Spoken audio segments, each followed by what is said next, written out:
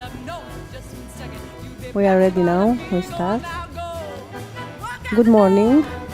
Thank you all for your presence here. I'm very happy to see that women in leadership in innovation, in health innovation and bioeconomy brings, besides women, also some supporters.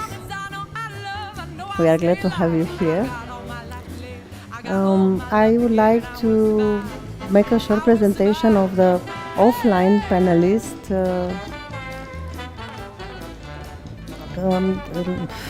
I don't know, it's the first time I have so hard emotions.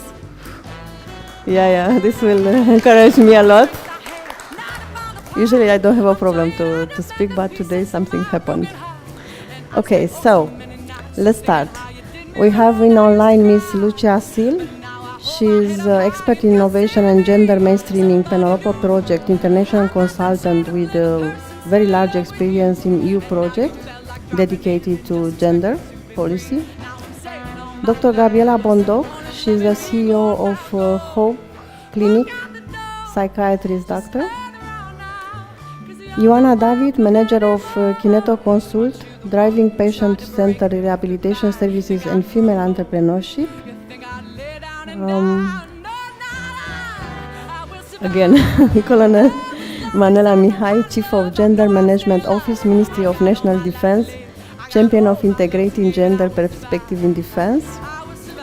Ioana Daha, primary physician in cardiology, example of leadership in clinical practice.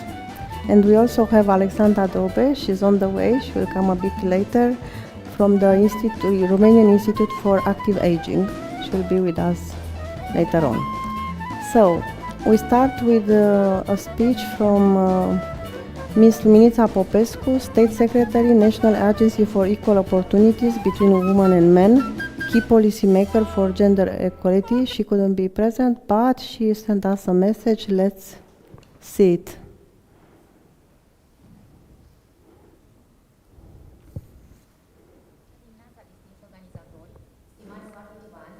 Bună dimineața, distinși organizatori, stimați participanți!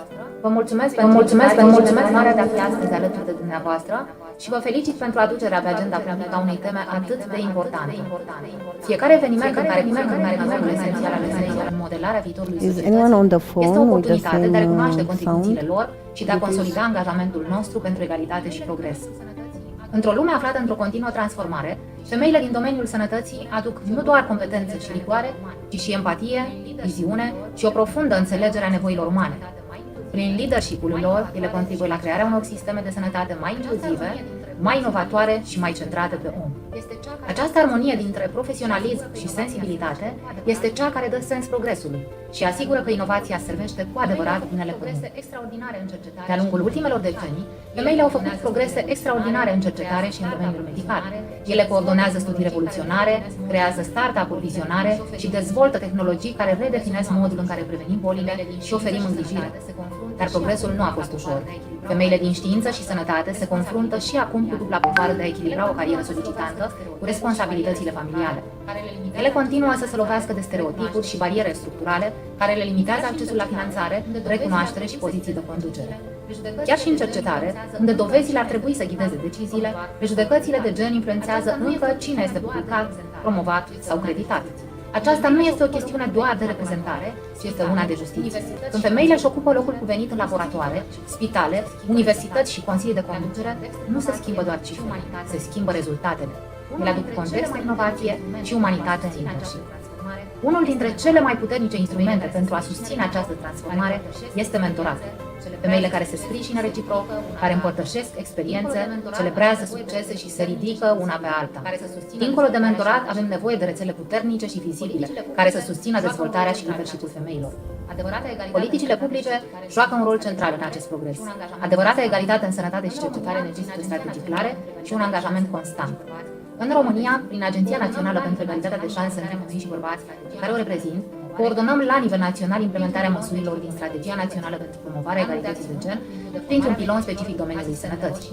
Planul de acțiuni include formarea medicilor, asistentelor și moașelor pentru a sprijini mai bine femeile din medii vulnerabile, caravane medicale mobile care oferă îngrijire în zone defavorizate și campanii de informare care promovează sănătatea reproductivă, confidențialitatea și alegerile informate. Pe măsură ce mergem mai departe, facem din împuternicire un fenomen contagios. Așadar, să continuăm să oferim mentorat, să ne conectăm și să ne împuternicim reciproc, cu viziune, compasiune și scop. Viitorul inovației în sănătate depinde de fiecare dintre noi. Vă mulțumesc!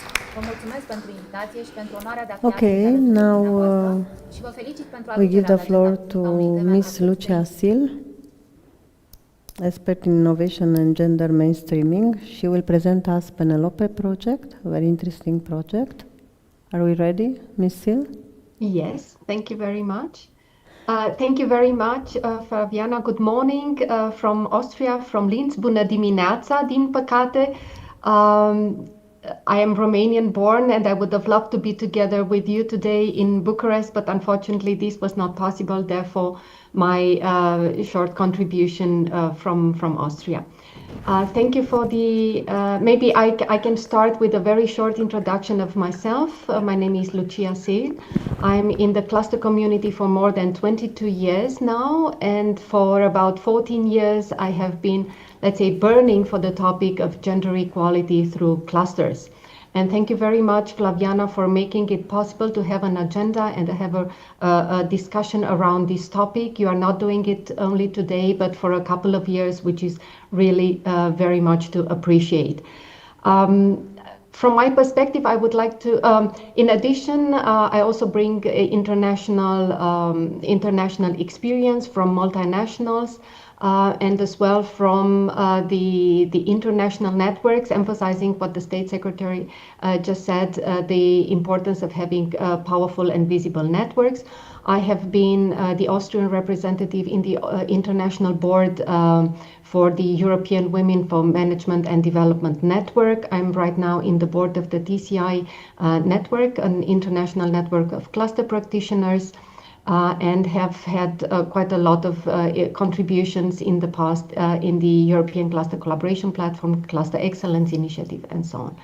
So today, very briefly, I would like to bring all these experiences that I gathered from the cluster perspective and from the gender perspective. And I think that we all agree in the room, since it is all organized by one of Romania's best clusters. We agree that clusters are a tool to ensure the competitiveness of the industry. And this is the lens, the perspective that we have taken in the Penelope project to look at gender equality as a catalyst, as a competitiveness factor for the companies, especially for the SMEs. Because as we know, the big companies have had their DEI, diversity, equity and inclusion departments, or maybe I should say they have had them given the international changes and challenges. So among the SMEs, the entrepreneurs, the business rationale behind gender equality is not widely recognized. And when it is, the question often pops up how to do it in practice. So we have seen the need for capacity building for SMEs to develop gender inclusive business models and a more gender friendly work culture, so that they can stay in this way competitive, innovative, and be able to create new market opportunities with a more inclusive approach. So clusters as agents of change are a perfect tool to support SMEs to adopt such measures. And currently there are two projects in Europe where I'm involved and that I know more about them that address this topic from two different perspectives. One is the debuting project. This is an Interreg-Europe project where, of course, the focus is rather on the policy making, and so addressing the cluster policy area. And the other one that I would like to very briefly introduce it to you is the Penelope project addressing the capacity building component. So I will try now to see if I can share my screen for a 2 slides presentation. Here it is. I'll put it into the, it's okay, so like this. So the Penelope project is a very small project, grassroots project involving five partners, 2 from France, 1 Romanian cluster, Romanian textile concept cluster, and my company.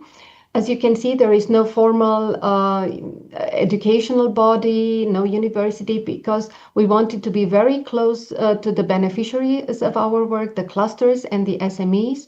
Is, so to say, develop help by clusters for clusters, hands-on in an entrepreneurial spirit. Maybe not perfect, but I think very useful to start with.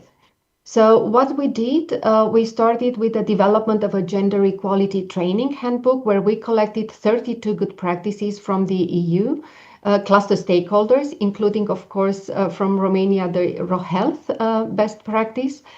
And we wanted to showcase the perception, interest, approaches of companies, clusters, agencies, policymakers, networks.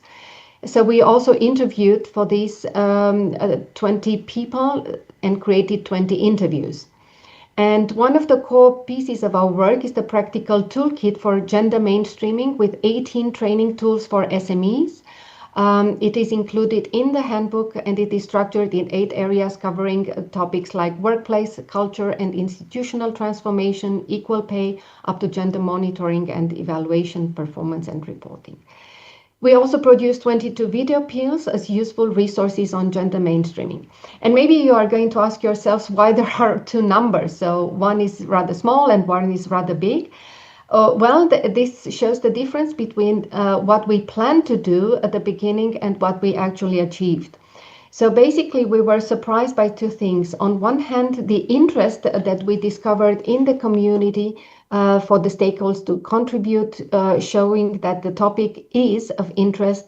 And I have to say this, even if in these 3 years things have dramatically or very important or massively changed at global level. And the number 2 is that we realized that we are pioneering in offering a solution that for an existing need that no one else before offered, because nobody attempted to do this at European level. So we could have done more, but it's always a begin. Our aim was not just to produce materials and hope that they will be discovered by potential beneficiaries, especially when the projects will end soon. We wanted to empower the cluster organizations to make use of the knowledge and especially to work with this knowledge with the SMEs. So we developed as well a training methodology for clusters, guide for trainers and facilitators, training workshop toolkit, and where we address, in this, especially in the training for clusters, we include gender innovation and competitiveness, the topic of today's event, foundations of gender equality, the role of networking and partnerships, and so on. So the trainings are included in one. Here you have the visuals, and last slide. The trainings are included into one core element of the project, and that is the Penelope e-learning platform. You have here the QR codes. Please go on this platform. All that you have heard is developed for free and is going to be held for free for the upcoming 5 years. It is accessible to everybody online. So there you find all these trainings literally done in a very engaging manner, user-friendly. We used gaming techniques to make it more attractive and easy to understand. If you go on the platform, please register with your real name, not the email address or another name, because this will be the name that you will receive afterwards for a certificate if you go through all the training modules. And yesterday I was in a dialogue with the Austrian ministry, cluster stakeholders, agencies, when I did a pilot online training workshop for clusters. The question is, why is such a training important, and what can be done next? Who can pick it up from here and maybe go into different dimensions, maybe addressing also the topic of diversity, not only the gender equality towards gender mainstreaming and so on, and what can be done with this certificate. And I said, well, of course, it is not an accreditation by a training institute, but still it shows by putting it on the CV that you have run the extra mile to go through a training, that you are interested in the topic, and it is a signal towards outside world that you care for this. So looking at the slide, if you would like to attend this pilot online training, yesterday I did it in German, tomorrow I will do it in English. There are already some 30 people registered. Just write me an email and I will send you the link for it. It is 1.5 hours. And you are also very warmly invited at our final conference that will take place as well online next week on 30th of October, a place to meet the partnership, but also discuss with peers on this topic. And in order to wrap up my short presentation, to ask the indirect question on how gender equality and how the efforts towards gender mainstreaming can strengthen the competitiveness and innovation of SMEs, entrepreneurs, and how they are related. I would like to give you an insight from the trainings we provided. Well, they do help creating inclusive ecosystems that spur creativity and collaboration. Gender policies enhance employee morale, innovation and adaptability, and gender balanced teams outperform imbalanced one in innovation revenue. This is just as a teaser to invite you to go to the Penelope e-learning platform and discover more. There you have a lot of numbers, a lot of examples, cases that you can benefit. And with this, I am available throughout the event for if there are any questions or any comments. I would like, if possible, also to intervene with other inputs, like Flaviana, as you asked, the mentoring. How does it help? What are the networks? Maybe speaking one last final word about the networks. I mentioned at the beginning the European Women Management Development Network. You are also from Romania very welcome to join it, and maybe why not strengthen collaboration and develop a Romanian chapter in this pan-European network. Thank you very much for your attention, and I think right now, Flaviana, I give the floor back to you for questions. Thank you, Lucia. Will be questions, not right now. So we take another presentation of an offline speaker, and then we'll mingle some questions, and then we come back for presentation in order to be interactive. And of course, I'm really happy that you are here to sustain us. So now I give the floor to Dr. Gabriela Bondoc, psychiatrist and psychotherapist, founder and CEO of Clinica Hope, advocate for mental health innovation. Good morning, everyone. Thank you for the kind presentation and for inviting me here. I think it's the third or fourth conference, so I'm always delighted to keep this presentation. Last year, we talked about the mental health burden of female leadership. So today I said, okay, let's stop whining and complaining and talk about what we do better or good. So I have a short presentation about the last decade of growth of women in leadership, because we really need to focus on the good. It's very easy to focus on the gender inequality. So let's see what women are doing instead of just, complaining. We have this wonderful data, and it's going to be very short number of data. In the last 5 years, there was a exponential growth of women involvement in business and in leadership. We have now 14.5 million businesses led by women in the United States. That's about 40% of all businesses. And you can think 2 out of 5 women are now leading, 2 out of 5 businesses are led by women. This is extraordinary comparing to the decade previous to this data. And we are moving faster than men, like almost half faster, like almost 50% faster in the last 5 years than men. So the number of businesses led by women are actually bigger and bigger. I don't have a pointer, so our colleague will going to help me. And we kind of doubled, almost doubled the number of businesses led by women in the last 5, like from 2021 to 2023, we have like 10.4% female startup activity, and it was like 6% in the period previous to that.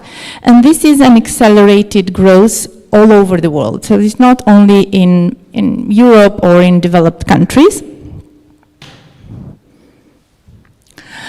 And we also grew in number of CEO leaders. Like we have 11%. Yes, I know it's small. I know. There are a lot of young women here. They are small numbers. We are more than half of the population of the world, and only 11% female CEO in the 500 Fortune ranking list, okay? But we are there. Like, sorry, just one slide back, please, because in 1998, we were only having 2 women leading the 500 most important companies in the world. Now we have 55. And that is an incredible 2,500% growth. So I think it's relevant, this incredible movement ahead. And what I wanted, because I'm a psychiatrist after all, so I want the next slide. I want to just put a question on the, like in between us. Are women leading differently? And before, yeah, thank you very much. Before answering, I just want you to just think about it. What kind of women you know around you that are leading businesses? Are they leading differently? And there are a lot of men here. What do you think? Are women leading in a different way than men? Just before having the data.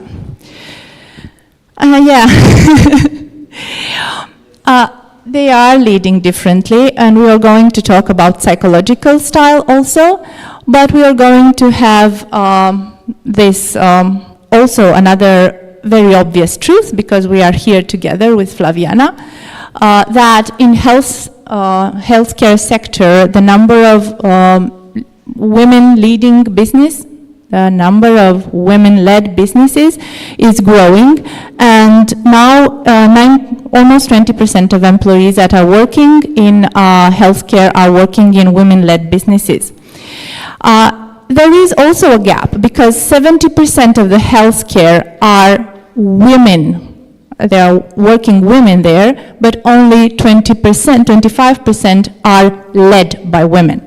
So we still have a gap there, but we are growing, yeah? We are here, a lot of businesswomen that are doing this live implementation of this data. Yes, we are leading differently. The interest towards sustainability is higher, like with 10% more for female entrepreneurs that value carbon footprint more than the 41% of men. There are 20% more likely women to implement measures of environmental sustainability, and they are driven by this purpose of doing good towards society. And yes, we are doing also a good business, like financially, because when we receive investments, we have like 35% superior return of investment. So please invest in women-led businesses. And we also have 20% improved retention rates. And this is huge on a market that, at least in Romania, we have very high deficit of working force. So we really need to acknowledge the fact that we do keep people better. And we are,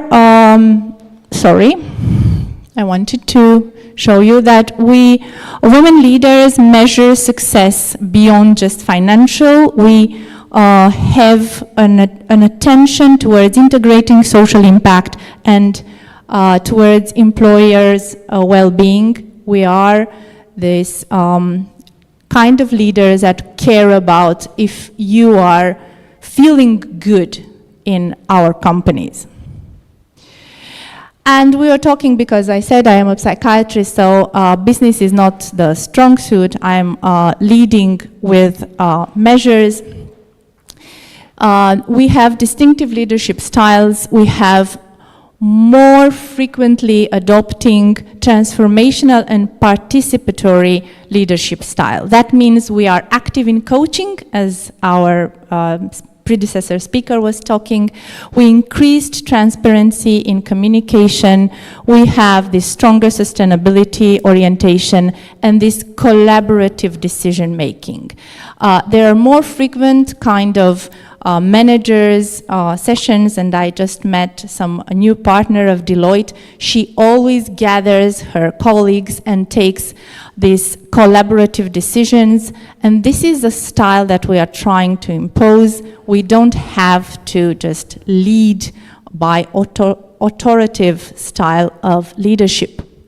And yes, the context matters. So this kind of leadership doesn't work in every kind of business and in every kind of sector, but it for sure works in our healthcare sector. And we are growing faster, and at least in the healthcare market, this is an accelerated growth also, with 25% growth in the large clinics chains from the last year. And we are working towards this integrated model of prevention and measurement of care.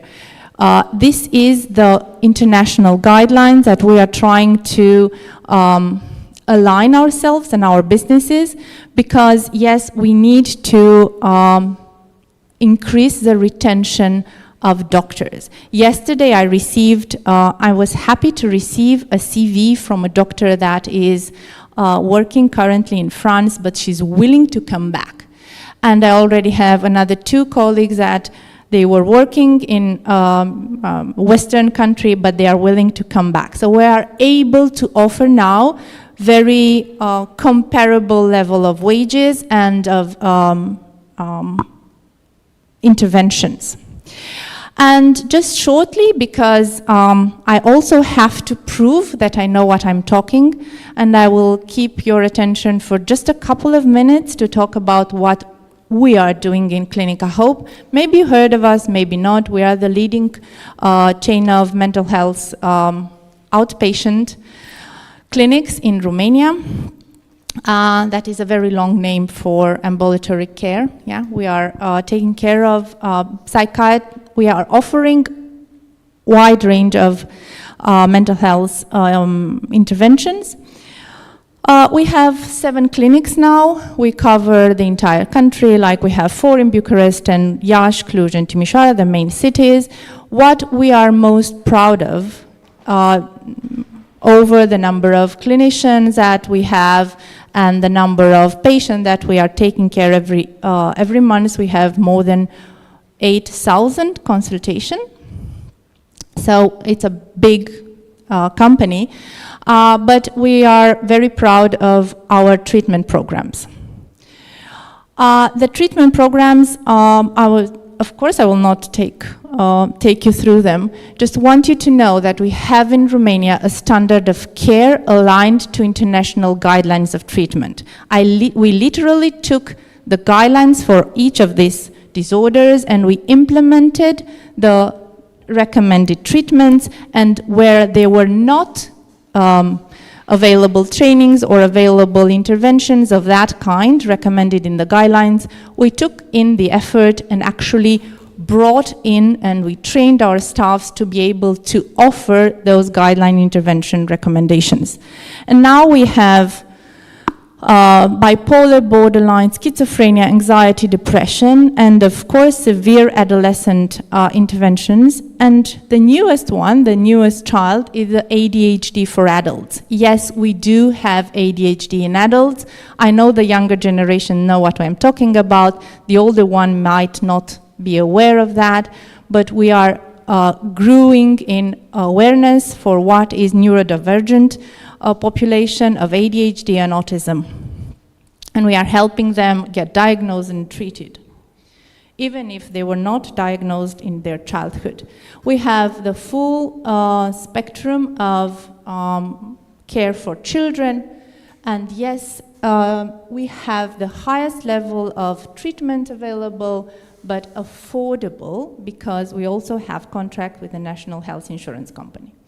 So people don't have to pay to be treated at the highest level internationally. And yes, when I'm talking about international level, is it still working? No. Yeah, but the time is quite... Yeah, I'll just close it. Our bipolar program, because I overstepped the time. Yeah? No, just it's just a technical issue. Okay. It just fit the moment. Yeah. Yeah. Just to be sure that you're hearing me very well. In the last seconds of my presentation, we are doing like internationally, the highest international level of interventions, because our bipolar program, for example, is unique in the world, because it brings two of the most important interventions into one, and it covers some level of care that is unique in the world. And we are just starting a study in our company to also prove that it's superior to the other ones, and this is not working either. So next slide, please. Because it doesn't work. Okay, next, okay. And because we talked about this, we also offer this new magnetic transcranial stimulation. I know that maybe you know about them, but we also cover this new level of care. And yes, we come companies and help you keep your well-being. Because, as I told you, we actually are doing aligned interventions with the worldwide. So let's be positive and optimistic. Yes, there is a gender gap, but we are doing incredibly well in the last 5 to 10 years, and we are growing and slowly but steadily covering that gap. So keep on going, and the younger generation should be a model to have the faith that we can actually rule together with men. Thank you.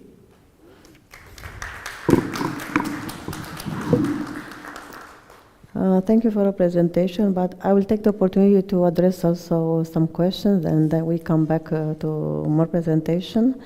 For Miss Lucia Sil, she's still with us, and Miss Susanna Karp. So it's a question for both of you. From your EU experience, what best practices have you seen that accelerates gender equality in innovation?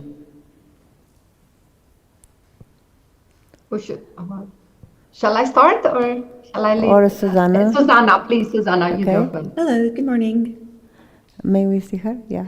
Yeah, so I have the slight issue of not hearing anything on the other end. Okay. Can you As of put the the past 5 question in minutes, I the haven't chat heard in anything, between, so and then let's let Lucia. I'm not sure.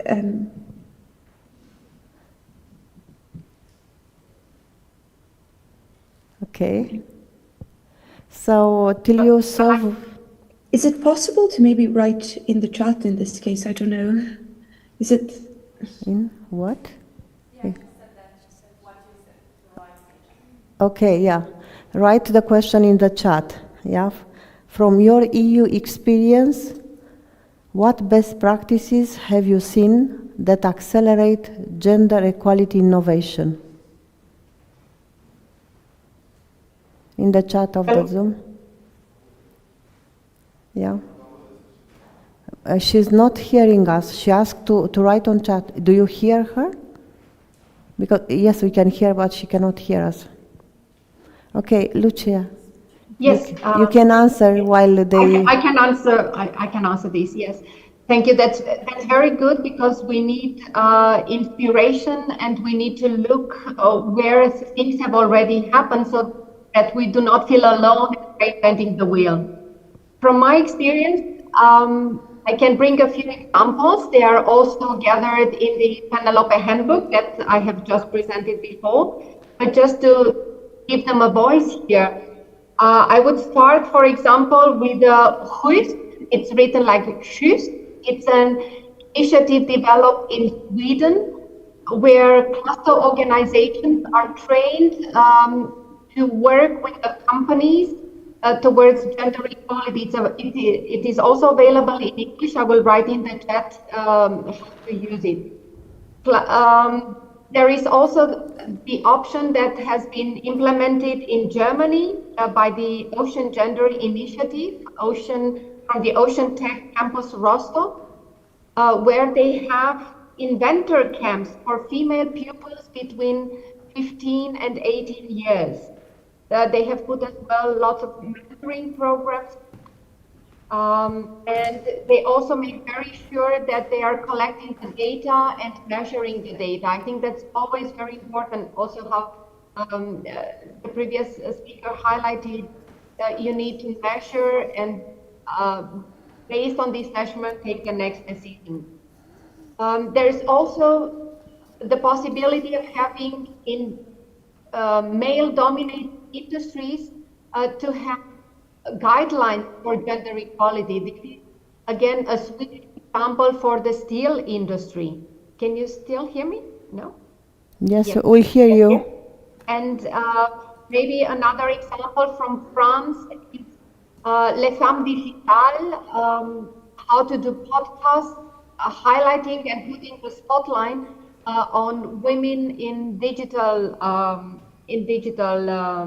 industries. I would like to highlight maybe or open a discussion that can be continued in the room about the role of AI, women, and innovation, and how these will affect, the next development. And only 2 days ago, we had a workshop, a webinar in Austria, where we heard that the uptake of female entrepreneurs AI domain has tripled between 2022 and now. So that shows, besides the bias that we are all aware that is taking place in the AI world, particularly related to women and gender equality, we also see at the same time the opportunities that it is creating for women. So with this, maybe I see Susanna back again. I would like to give you the floor, or I can. Did you solve with Miss Karp? She can hear us. Have you checked? Yeah. Okay. Miss Karp, please, if you can answer to the question. Yes. However, when I speak, I echoes. Maybe not. We cannot hear you now. Yeah, you can hear me. Okay, your microphone is not quite. Maybe if you close the image and just talk will be better for the transmission. Yeah. Let's check. Is this any better? No, I cannot hear you. I hear one word and then break and then one word. We hear very well the other speaker. We cannot hear you. Okay, we keep the question open for later on. Let's try to change on a different environment. If you can change the device where you are talking from, will be helpful because it's not. Does this work now? Now it's better, yeah. Yeah. So it was actually a setting, I think, on your end because there was an echo that now has disappeared. But anyways, I'm very happy to go ahead. If you can confirm you can hear me. Yes. Okay, excellent, great. So good morning, everyone, and apologies for all these technical difficulties. I also, similarly to Lucia, happen to be in Austria at the moment, following the course, actually quite interestingly, which is focused on women in climate security settings, and a lot of our curriculum at the Organization for Security and Economic Cooperation in Europe is actually focused on women's health. So it's really opportune that I get the chance to join this panel and also discuss with all those in the room and those contributing to the messages, because for the past few days I've also been really exposed to the topic of the impact of climate change on women's health. And why this actually matters to all of us. But first of all, let me just share 3 core ideas that will guide a bit the intervention. So the first idea that I want to share with you is that women's health is actually a societal health issue. So when we discuss women's health, it's important to continue to talk about women's health, because there's been structural underrepresentation, of course, at the level of research, at the level of data and gender disaggregated outcomes, which then, of course, give us diagnoses that are skewed. Unfortunately, they carry biases which affect women disproportionately. But at the same time, it's always good to frame it in terms of it's actually society's health at large, simply because of the central role of women in society. So that's the first idea. The second one is actually a finding, an estimate from a study by the World Economic Forum that pretty much says that investing in closing the women's health gap can actually generate by 2040 $1 trillion because it would expand the life course as well as the ability to participate economically in the entrepreneurship of women. So it's very interesting. Now so first of all, we had the society level perspective. Now we're having the economic perspective. And lastly, I want to share with you the third point of which is related to data, but it's another estimate which comes from the United Nations, which is that by 2050, climate change will have pushed 160 million women and girls into poverty, and an additional 250 million will be facing food insecurity. So there is a huge issue emerging, especially now that we know the world has surpassed 1.5 degrees in global warming, that we are seeing also in Romania, but in all the countries around the world, increased heat waves. And by now we know that they are entirely produced by climate change. So the trends are showing us that more than 90% of the heat waves are climate change amplified and produced. So these heat waves, of course, affect women in particular ways. There is a discussion to be had there about cardiovascular health. There's a broader discussion to be had there with regards, again, at societal level to fertility. When our environment is changing around us, this is affecting not just women, but so pollution and increased temperatures are affecting us at the societal level, again, from a fertility perspective. And nonetheless, we are seeing ourselves entering a world of water scarcity. And so in this particular context, women are, again, disproportionately affected at the global level. So here is why I think women tech and femtech and innovation in this space can help us tremendously, because it can, first of all, seek to fill the data gap that we have at the moment. The problem with rushing to AI immediately is that, of course, if the AI is trained on the existing data sets, it will simply reproduce the biases which are causing a lot of the issues of invisibility when it comes to women's health and poor understanding, poor diagnosis. So I think it's really important as we enter this world of extreme climate weather, extreme weather events, and an increased global temperature. I think it's important that we first of all focus on filling the data gap. I think this is where tech can help us tremendously, and that we also focus on this sector of the population, because it's interesting also, I think, from an economic perspective. I think women actually spend, they're responsible for 80% of the health decisions at the level of the household, the level of the family. So I think it would be extremely relevant to actually engage women in the health conversation in a way where they are not just passive decision makers, but active ones. And I think earlier we heard the notion of agents of change. I like to go even beyond that. So I say forgers of change. They forge change. And ultimately, women are the enablers of change, because they sort of seal the deal when it comes to nearly anything. You can look at peace agreements. You can look at a situation of conflict. Women play a really important role in the solutions, whether they're going to be sustainable for the long term or not. It really depends on whether they are accessible to women or not. So maybe that's the perspective I wanted to start off with. And because there's been already a question shared here in the chat, so what opportunities are there at the EU level? And so I think, well, there's a couple of upcoming ones, right? So there's the Biotech Act, where it's important to introduce. So the upcoming ones, including the cardiovascular health plan, allow us to still introduce new elements, right? And so to require and request that these take into account the specific conditions and the specific importance of women's health to society's health. So really placing a central focus on women's health. I think that is possible.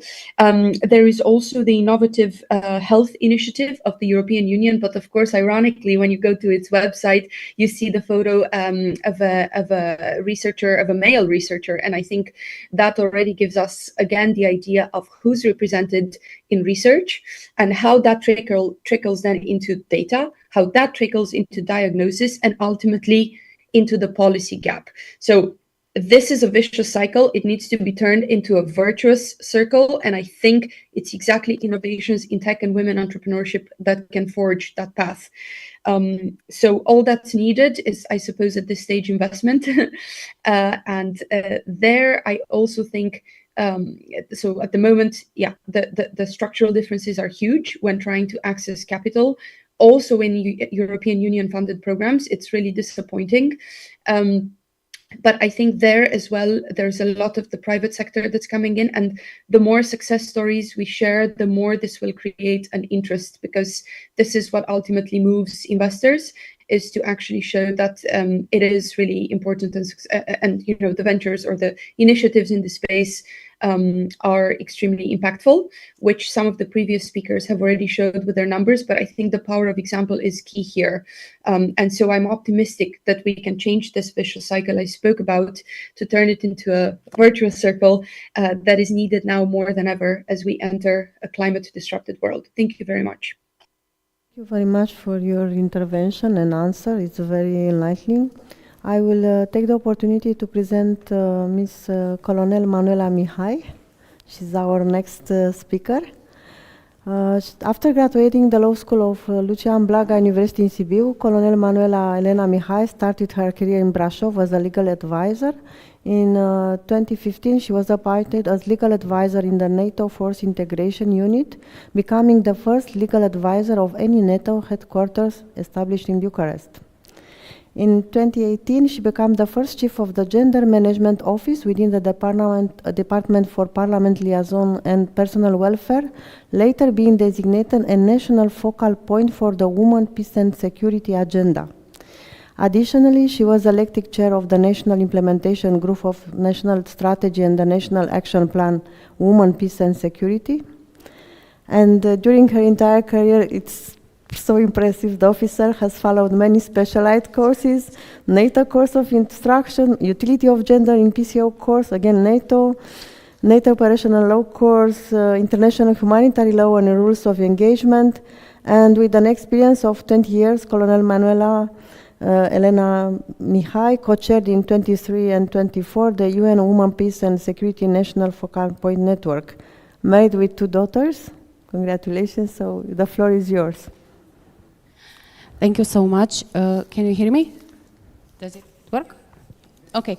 So, ladies and gentlemen, good morning. First of all, I want to congratulate for your extraordinary event. It's wonderful. I'm happy to be here, and especially during this amazing panel. Thank you for your introduction. Now the pressure is higher on me.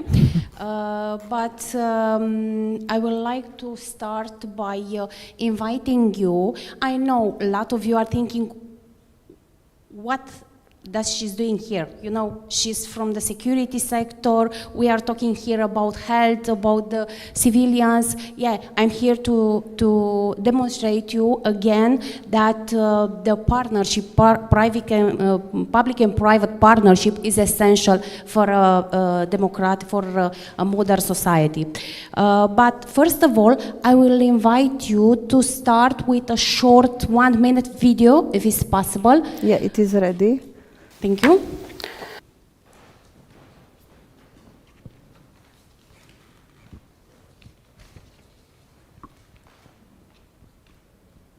It takes a second to switch from voice to... I'm not in a hurry, so... Yeah, it's... Ce înseamnă pacea? Pacea nu înseamnă doar lipsa conflictului armat. Pacea înseamnă o societate democratică, înseamnă o societate modernă, o lume civilizată, o lume în care femeile pot circula singure pe stradă fără teamă că li s-ar putea întâmpla ceva rău. Pacea înseamnă egalitate de șanse și tratament între femei și bărbați. Cu ocazia aniversării celor 25 de ani de la adoptarea rezoluției Consiliului de Securitate ONU 1325 Femeile, Pacea și Securitatea, lansăm campania Linia întâi a curajului, campanie care demonstrează că în spatele fiecărei decizii strategice, în spatele fiecărei misiuni, există determinare și dedicare indiferent de gen. Securitatea nu este despre granițe. Securitatea este despre încredere. Încrederea că fiecare voce contează și fiecare voce este auzită. Ce înseamnă pacea?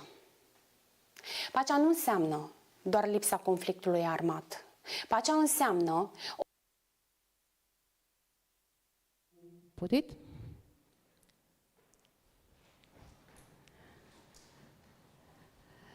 So, shortly I will present you our domain. I will present you what exactly are we doing.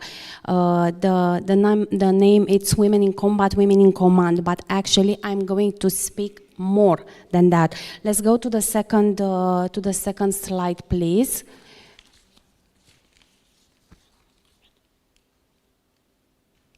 Yeah, no, it's working. So, Women, Peace and Security Agenda, our domain. Women, Peace and Security Agenda, it's here on this slide. 25 years ago, Security Council resolution, UN Security Council resolution adopted first resolution 1325, Women, Peace and Security. As you can see, we have 4 pillars. Participation, protection, prevention, assistance and recovery. First of all, I want to tell you that this 1325, it's about conflict zone and security sector. This is our domain, conflict zone and security sector. And we are talking about protecting female and young girls during in conflict zone, preventing all type of violence against them. Participation, we intend to have more and more women within the security sector to protect those ladies, and also assistance and recovery, we are talking about refugee camps. After 2000, the UN Security Council adopted many resolutions, and all of them are forming Women, Peace and Security Agenda.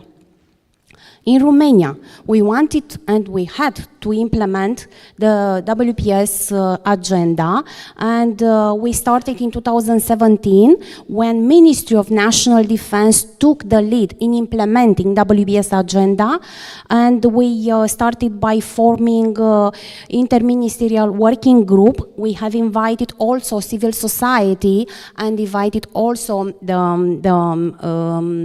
all the governmental institutions, and we elaborated 2 national strategies and national action plans approved by governmental decisions. The number of governmental decisions are on the slide, so if you Google, you can find the governmental decision regarding those strategies. But we didn't want to have just 2 pieces of papers. We wanted to more. We wanted more. We wanted action. We wanted to really implement those strategies. So that's why we came with the initiative to have a national implementation group. We have invited all the institutions presented on the slide, and we formed this national implementation group. The Ministry of National Defense, by the National Focal Point, took the lead of this group, and the National Agency for Equal Opportunities between Men and Women has nominated the vice chair of this group. More, we wanted to have transparency. We wanted to see the civil society, what exactly are we doing, and also we wanted to have a permanent connection with international organizations. For this reason, we have this platform. You can see the link on the slide, our website. On this website, as you can see the buttons, you can find over there all our activities, also all legislation. Everything is on the website. As I said, in 2017, the Ministry of National Defense took the lead in implementing WPS agenda. During that time, a small structure was established, the Gender Management Office, a very small one with 3 people. I was nominated as chief of this Gender Management Office, but what is very important, in 2018, when I was nominated, National Focal Point, Romania was the first country at UN level where the Ministry of National Defense took the lead in implementing WPS agenda. Everywhere, it was Ministry of Foreign Affairs, Ministry of Family, Youth, or all other governmental institutions. Only in Romania, the Ministry of National Defense took the lead. Having that said, also designating an officer as national focal point, and also having experts in national institutions, and monitoring and implementing the implementation by a national group, all those points qualified our country to co-chair the largest WPS network at UN level, WPS Focal Points Network. In 2023 and 2024, I co-chaired this network, in 2023 with United States, and in 2024 with United States, South Africa, and Switzerland. Moreover, in 2023, during our co-chairship, I am proud to say that we have received a huge support from our government. Moreover, we receive funds, because everywhere it's about money. If we have money, we can do it. If not, it's very difficult. So in 2023, we received 1 million lei for organizing our activities, which was a big step. Talking about mentorship, talking about our subject, we wanted to do again something very practical, something very useful. As I said, this year is a very important year. It's an anniversary, 25th anniversary of Security Council Resolution 1325. So we launch in March, an anniversary campaign, She for Romania. What is this campaign? This campaign aims to promote female leadership and increase women's participation in decision-making processes. This campaign targets female students and young professionals in national defense, public order, and national security sector who are the beginning of their career. So basically, what are we doing? We invite female with an impressive background, female with successful female, and we go with them to the institutions within the security sector, and we have training sessions with our young students, and we want to demonstrate them that it is possible. How? By respect, perseverance, discipline, collaboration, mutual support, and team. Those are our very, very important principles, because we really want to promote female leadership in the military and in the security sector.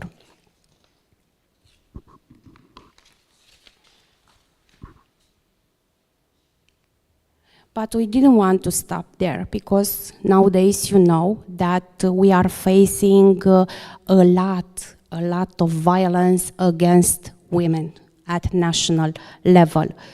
So we launched another campaign. You saw the video, the opening video. This is our campaign, The Courage Frontline. It's not only a military campaign. As you can see, all the institutions on the slide: Ministry of National Defense, Ministry of Foreign Affairs, Internal Affairs, National Agency for Equal Opportunities Between Men and Women, and National Administration of Penitentiaries. What exactly we want? We want to promote success stories, and we want to raise awareness by delivering a strong message of zero tolerance towards violence against women. What are our key messages? Security has two voices, feminine and masculine. Together, we build peace. Power means intelligence, strategy, and courage, qualities that can be found regardless of gender. A safe country also means safety for all women. Zero tolerance for violence. This is my short presentation, pending your questions.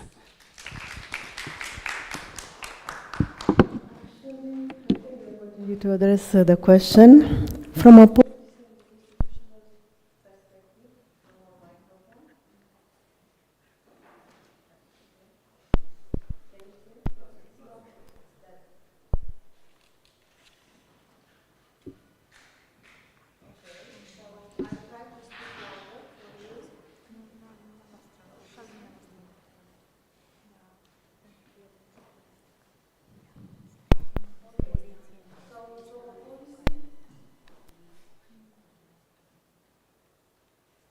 Okay, so I will address again the question. It's okay. From a policy and institutional perspective, what systemic changes are most needed to empower women leaders?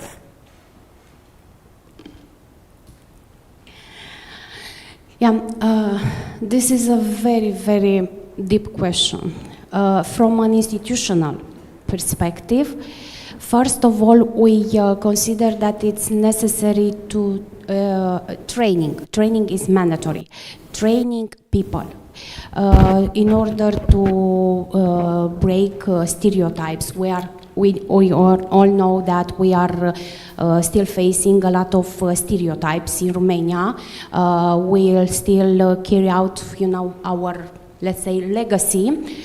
And from our point of view, we intend to do our best to train people, starting with young generation, because let's say the success is better if we start with young generation. Also, doctrines, policies is important from a legal perspective to implement all those. And as I said before, to try to get out from our box and to shake hands with civil society and also business area. Thank you.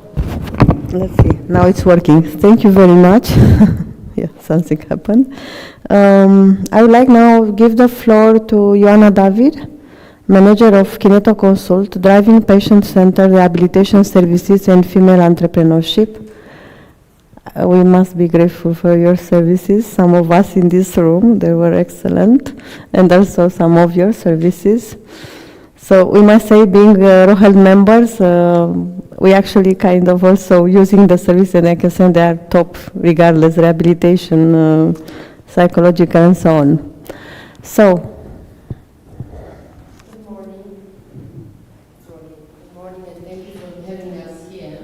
today I'm representing Kineto Consult. We do have 3 centers, rehabilitation centers in Bucharest, just 3 for the moment. We are working on more other projects. If we can, please, if you can just go on the second slide where we can see our team, a part of our team, and the third one as well, some of the equipments which we are using. Being a woman on the healthcare sector, yeah, here a part of our team, happy to say, to be part of this project, which is led by women. We do have a couple of humans as well around us, but mostly of us, we are women. All of us having backgrounds in healthcare sectors, being on this sector for 17 years, from which I spent 12 years in London on the same sector. Being a woman on healthcare sector, sorry for my emotions, but it's the first time when I'm on a part of the panel, and it's really emotional. Being a woman in a healthcare sector, of course, during my experience, it's tough. It's tough, but I learned to be compassionate, teamwork, and communications, which is really important. And as well, always trying to support and encourage our team, that they are listen, and being open to them. Obviously, we can just work together, and our business is growing. Sorry. Of course, during my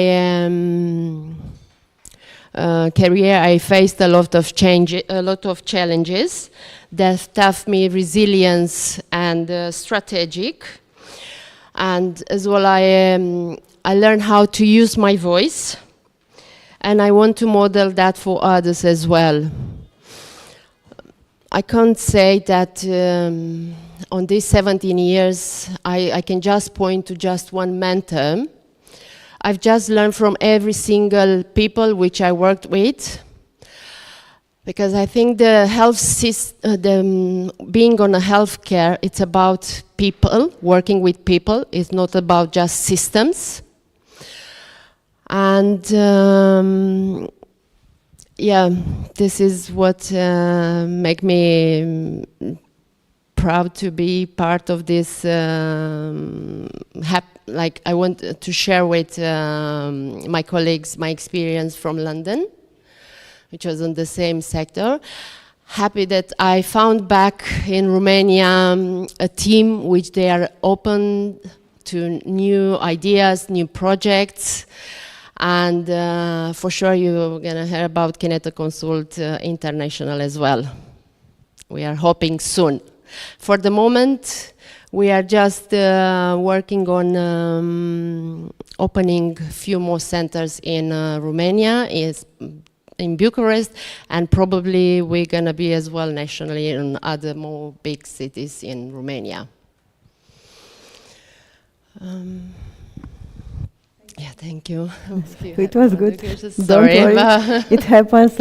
I am at sorry, more but than it's the 100 first time, panel. you know, always I don't have any problems like speaking in front of the people, because we have even here in Bucharest, we have a team we have more than 100 people.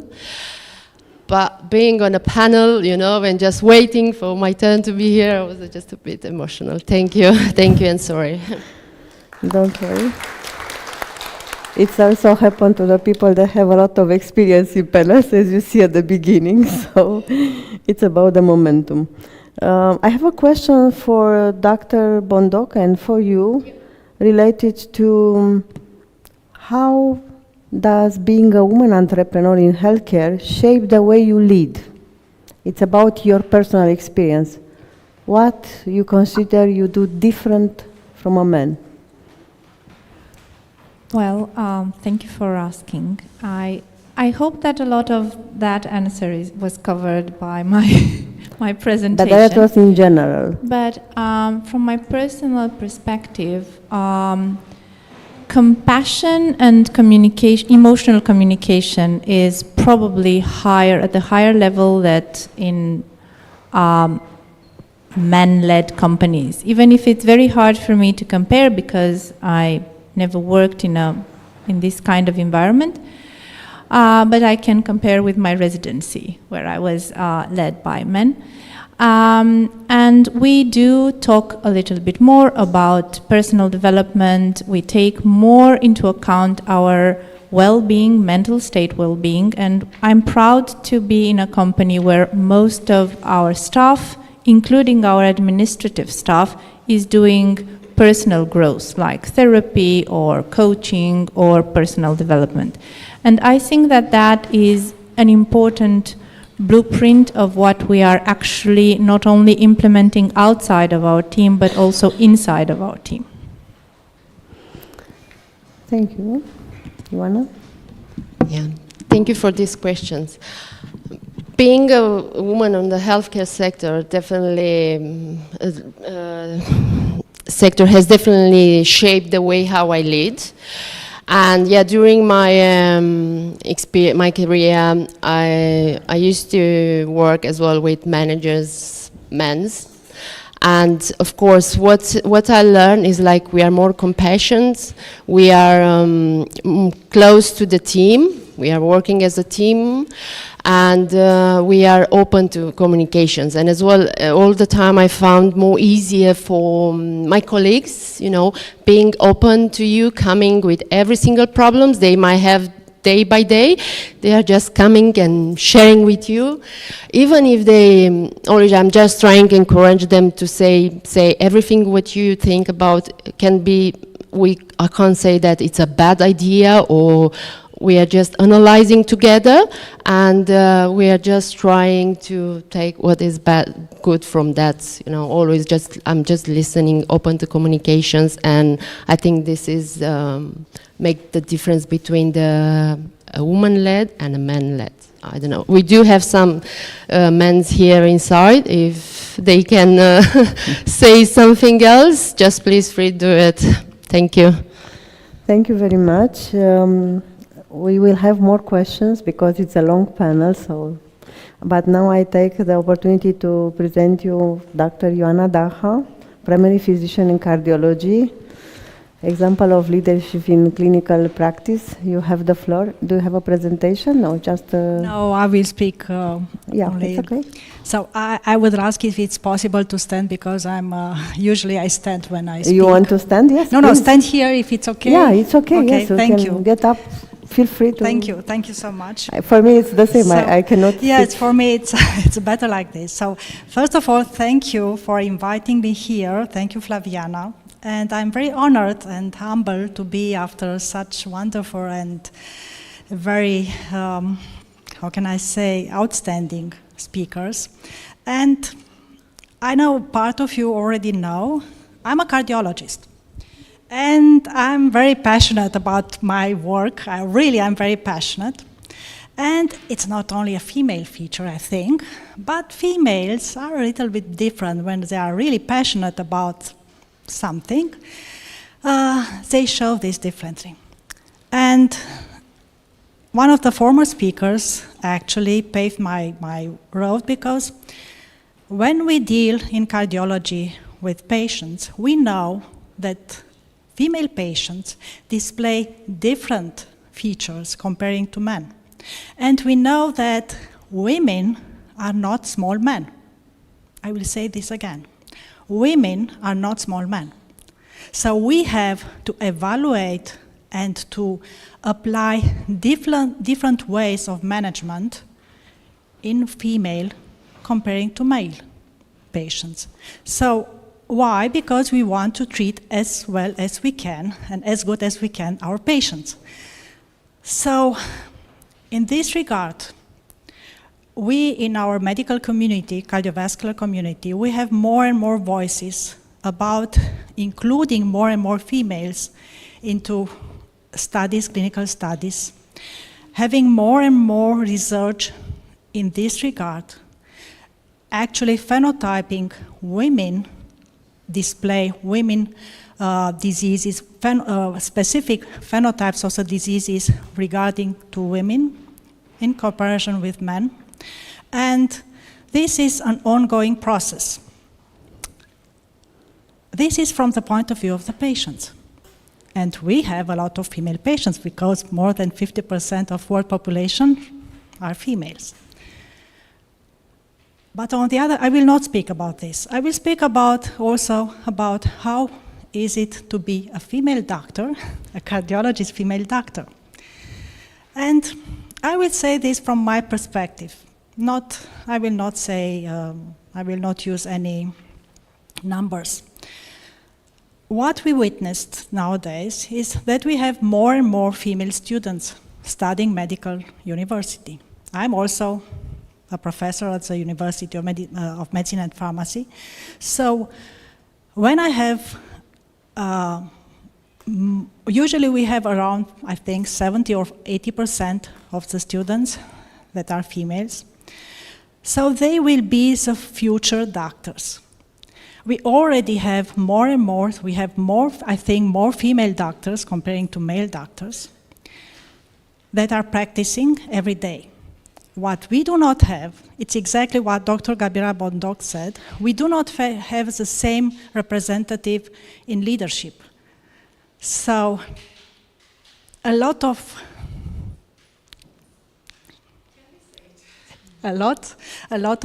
chiefs are still men. It's something very good. Why? Because we have a lot to learn from them. Because we will not discover again medicine and the way to lead a hospital or to lead a medical service. On the other hand, I think women can bring a lot of value. Why? Because we spice everything with empathy, with resilience, with grace. And I think some of us actually are capable to offer more, usually more than just a simple medical consultation. Because we look at the person in front of us. We have kids. We know, we are experienced in sewing and evaluating things or evaluating situations beyond what is seen. And we, of course, we translate this ability also in our everyday clinical practice. So from this point of view, I think females can bring a lot of value. And also, when we talk about leadership, I'm not a leader right now. I do not lead anything. I lead only my team of residents and students. And I'm so proud of each of them because they were very passionate. We worked a lot together. They come back, they keep coming back. And I don't know, maybe I was a good mentor. I was not trained to be a mentor, but I managed somehow. And I think also the fact that I'm a female gave a lot of value to my mentorship. So in this regard, I will close saying that future is bright. We will have more and more female doctors, and I'm sure more and more female leaders. And this will be for the best of our society. Thank you so much.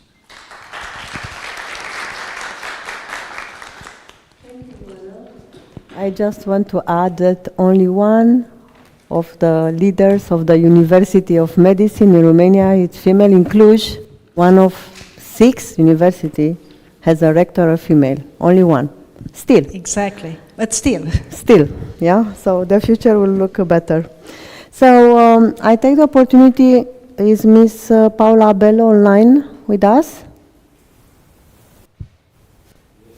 Yes, it is. So yes, I'll take the opportunity to give the floor to Ms. Paula Bella, Project Manager at Cluster ER Health Emilia Romana, leading innovation networks in health. Paola? Yes, great. Hi. So if you allow me, I will share my screen. Yes, please.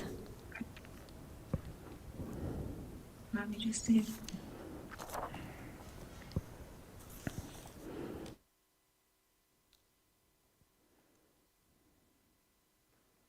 And here I am.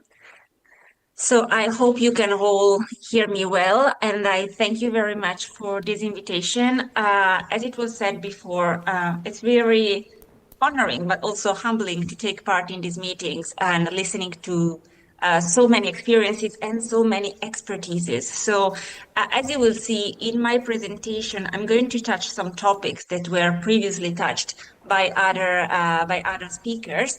And what I really appreciate of these kind of meetings is that we are really creating some sort of a critical mass, if I can say so. And I think these kind of meetings are extremely essential, especially in times like these, to really put the focus on the importance of women's in health and women's for health and what innovation, but also investment can do on this topic. So first of all, just a couple of words on who am I and the organization I work with. I work for the Cluster Health of the Emilia-Romagna region. We are an association, as you can see, of several members, which are all related to the topic of health and healthcare. So we have companies, SMEs, universities, research centers, but obviously also hospitals and patients association. So our mission as a cluster is to strengthen the regional excellence in life science, and we do all our efforts, all our activities towards the promotion of innovation and competitiveness in the pharmaceutical, biotechnology, biomedical, and wellness sector. So we have a number of value chains, as you can see here in front of you, from medtech to pharma, big data, and AI.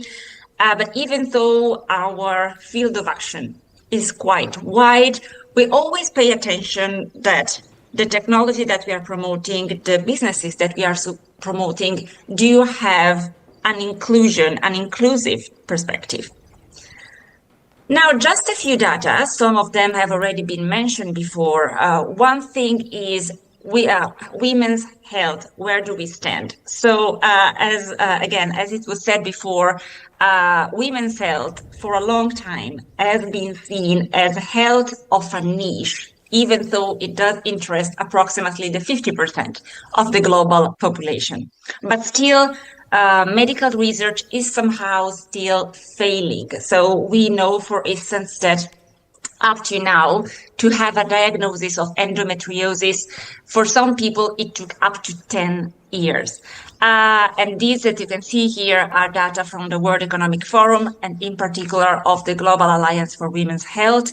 Women's represent only up to the 30% of the clinical trials. And in 2024, only 7% of research and development was spent for the pharmaceutical industry for products dedicated to women.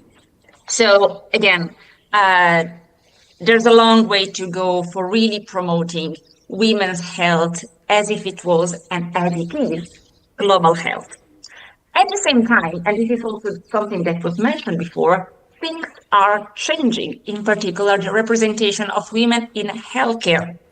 So this that you see here before is a graph from Eurostat and shows how female physicians in Europe are actually the majority of physicians in most countries. And when they are not, things are changing. So the kind of doctors that we have, the image of doctors that we have in hospitals is changing because the representation is changing.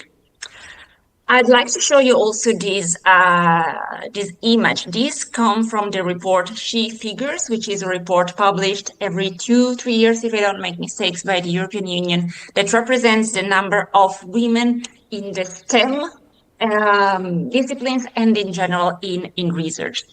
And once again, we have an image that is somehow stable over the course of 10 years. So we have an increasing number of female students who go up to the PhD level, But then things start to change when from the student level, we move to the professional level. So for instance, when it comes to the academia, we see that at least in Europe, when we reach the level of professors, so only the 30% of professors or those occupying the highest rank in universities are women. And the same goes when we look at publication. So when we look at, you see the data taken from Scopus, women make up just over 1/3 of the authors of publication across all fields of research and development. Maybe you were aware there was a study conducted over the months of the COVID. So in 2020, the number of publications presented by male authors remained stable. The number of female authors just dropped. And so we can draw our own conclusion. So we mentioned that women's health, beside being something we should invest in because it's global health, it's also an opportunity for innovation, entrepreneurship, and business. There are different opportunities. From one side, as we mentioned before, there are opportunities of funding coming from the European Union. The European Union is committed to advancing women's health. In particular, it is estimated that under the framework of Horizon 2020 and Horizon Europe, there was a general investment of over 2 billion euros in more than 1,000 projects focused on women's health. In addition, there are several programs and frameworks under which it is possible to get funding for women's health. So we mentioned Horizon Europe, but also the program EU for Health. There is the EIC Women Leadership Program, Women Tech EU, among others. So maybe the first call to action that we can make is to push our researchers, but also our physicians, to look into these programs because there are opportunities for funding. And this is for what concerns research. For what concerns every other kind of business, we are seeing over the last few years the rise of the so-called femtech. Femtech is a word that was invented by researcher Ida Tin in 2016. It is a tech sector somehow that includes all sorts of technologies and innovations that are applied to health and the well-being of women and people assigned female at birth. So it can include, even though the definition is not that strict, all the technologies related to reproductive health, pregnancy, general health and wellness, oncology, gynecological health, nutrition, and health supplements. And once again, we see a sector that is growing exponentially, even though, and this is something that we are all aware, even though the sector has an enormous potential, the startups and the companies moving their steps in this field, in the field of femtech, are somehow finding difficulties in finding investors, in finding business angels. The reasons: new business, new opportunities, new risks, but also maybe there's something else. It's a very complete different sector. Now, we focused on the importance of empowering women and integrating gender perspective in research in health ecosystems, and we should do it at all levels. So once again, we start from the high level, from the European level, and we've seen over the course of the years how the European Union is pushing its focus on gender perspective and on empowering women's role in research and innovation. We had the Gender Equality Strategy 2025. We had the European Research Area Policy Agenda of 22-24. From 2022, the gender equality plans are necessary to access EU funding for public research organizations, higher institutions, and public bodies. And in particular, there was a European Parliament resolution, very recent, last March, related to the assessment of the implementation of the Horizon Europe program. And it is said in this document that the GEP, so the gender equality plans, and the GEP eligibility criterion has had a catalytic effect. Because if you think about it, the GEPs and the fact that they had to be public documents, published officially, officially that they had to include data, somehow pushed organization to adopt somehow a self-reflection approach and saying, okay, we are going to have this document, so maybe it's time for us to start really counting, to get the numbers of what is the female representation in our organization. What are we doing to really promote inclusion, to really promote diversity? Now, so we moved from the European level to the national level. I'm going to give you here just a couple of examples. I'm sure there are many more, but you see even at how at national level things are changing. So for instance, some of you may know that in Italy we have a law that has approved a plan for the application and promotion of gender medicine throughout the country. So the fact that there is gender medicine and it has to be applied in all hospitals, in all healthcare organizations in Italy, it's something that has been approved by law in 2018.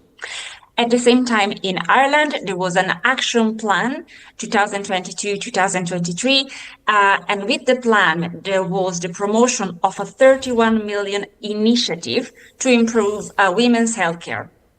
Now, what is particular of this action plan that was actually drafted by a women's health task force with plenty of representatives of women's health professionals, women's health organizations. Now, it may sound obvious that women's health organizations and women's health professionals were those writing this kind of initiative, but as we know, sometimes beneficiaries are not necessarily included in the co-creation of this kind of activities. And I'm going to conclude just giving you some examples of what happens at regional level, so the level where we are at the cluster. So first of all, we as cluster took a commitment to not only promote gender perspective and to promote inclusion and diversity by making an effort to raise awareness among our members and in the networks we are part of, but we also took some steps for an internal transformation. So for instance, we changed the voting rules of our steering committee to make sure that there was an equal representation among genders. We adopted some guidelines for inclusive communication. And as we said, we are promoting a number of activities among our members. But not only, we also consider of the utmost importance to work in networks. So we as Cluster Health were created and we are funded by the region, but together with us, there are a number of other clusters. There are clusters dedicated to tourism, clusters dedicated to urban innovation, others dedicated to culture, to green tech, to machinery, to agri-food. And the idea is to work in a very collaborative way to make sure that the gender perspective, obviously it's included in everything related to healthcare, but not only. And the last point that I want to make, it's about the booting project. It's just to give you an idea of how the three different levels can collaborate together.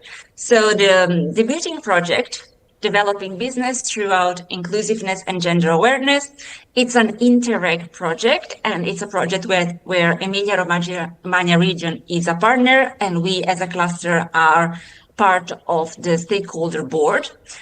So the overall idea of the project is to improve 11 policy instruments to better address gender equality in industry, supporting at least 10% of clustered SMEs to become competitive by next year, 2026.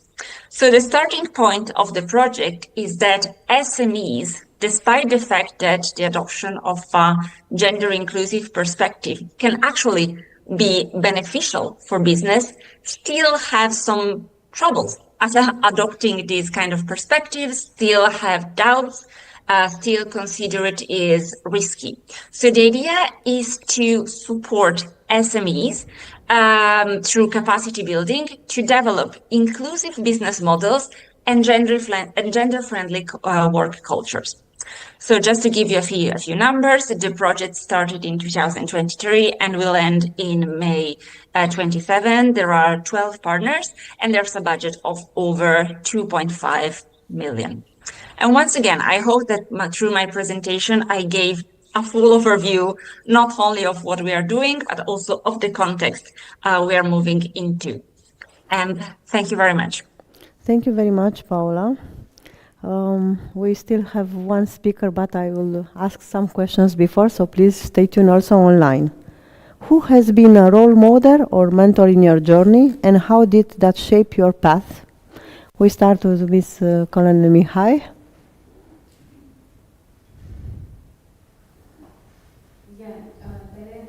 Talking about my model, I'm very honored to say that my model was my grandfather. Yeah, it's amazing, right?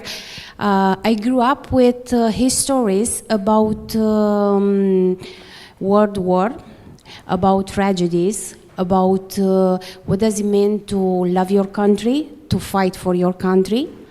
And that was many, many years ago. During those stories, I said, yeah, when I'll grow up, I'll be a military. I want to be prepared to fight for my country and to be ready all the time. Was very difficult because probably you don't know, but after 19th, after the revolution, women were not allowed to join the military. That was from 90 to till 2001. So yeah, it was a very shock for me because I remember when I wanted to go to the military high school, it was a very direct answer. Yeah, you cannot do it because you are not allowed. Why I'm not allowed to go to the military school? Like all the other colleagues are going, and they went to the military school. And you know, it was a very shock for me, for that young lady, because you are a girl.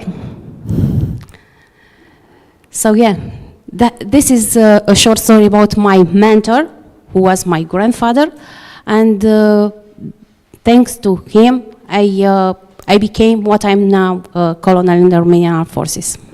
Thank you very much for your answer. I wanted to be a firefighter too, and there's no way you can do it because you are wearing a skirt. This was the answer, yeah. And I went to University of Polytechnica, like 5 girls in 500 men. This was like 1993. So, yep. Please, you, Gabriela.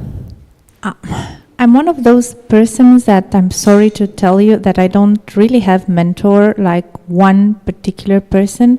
I gathered pieces throughout my life.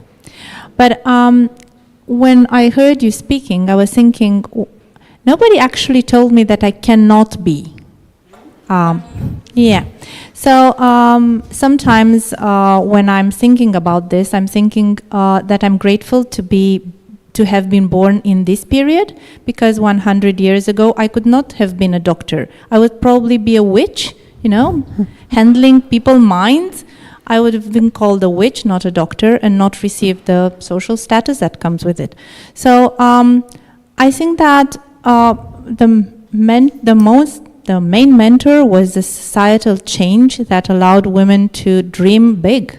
And I had gender inequality, like professors in the medical school watching me like this and saying, "You're too beautiful to be smart." And saying, okay, what does that mean? And I entered the 8th in medical school, so I was one of the proeminent students. But another stuff that I think young women need to know, that they can call you crazy and you still can do it. Like literally, just go on your way. And it's easier for women to do it beside being bullied, because the bullying of men you don't know, but the bullying of men, it's excruciatingly painful. Women are more sustaining to one another, but a man, among other men, they are growing, they are not as friendly as we are towards success. So there are advantages to being a woman in this period, especially. Alexandra?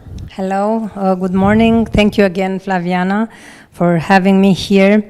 I think for most of the women, success is not just handed. You know, you have to work really, really, really hard, much harder than men have to.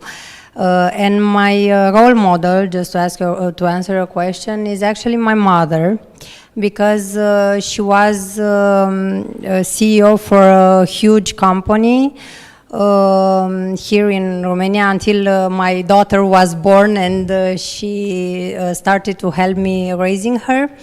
And I saw in her everything that back then I said that I won't be, and now I am.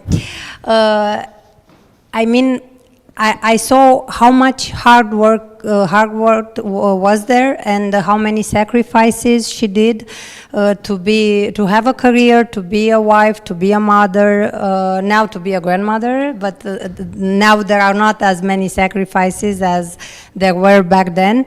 And from her, I learned to get up when I'm down.